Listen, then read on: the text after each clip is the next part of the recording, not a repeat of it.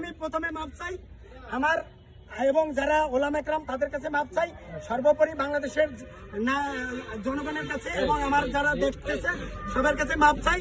আমি একজন ইসলাম থেকে দূরে ছিলাম, আল্লাহ আমার ইসলামের মতো ধন দিছে, আমি ইসলাম পেয়ে খুব খুশি আছি। আমি চাই না, আমি ইসলামের জন্য সব ছেড়ে আসছি, আমি কোনোদিন চাই না ইসলামের একটা ক্ষতি হোক। তারপরেও আমার কথাটা আমি ভুল হয়ে গেছে, কথাটা বলতে চাইছিলাম যে ইফতারিতে যদি খেজুর মজা লাগে তাহলে পয়লা বৈশাখে পান্তাভাত মজা লাগে, পয়লা বৈশাখে পান্তাভাত মজা লাগে, কিন্তু এটা উল্টে গেছে।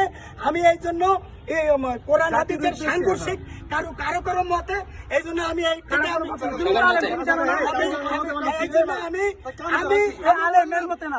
আমি আমার ভুল হয়েছে, আমি মাপ চাই। আমি কোন কোরআন হাদিস নিয়ে ইসলাম নিয়ে আমি জড়াই আর কোনো কথা জীবনে বলতে চাই উত্তর করে আমি আলেম দাবি করি না।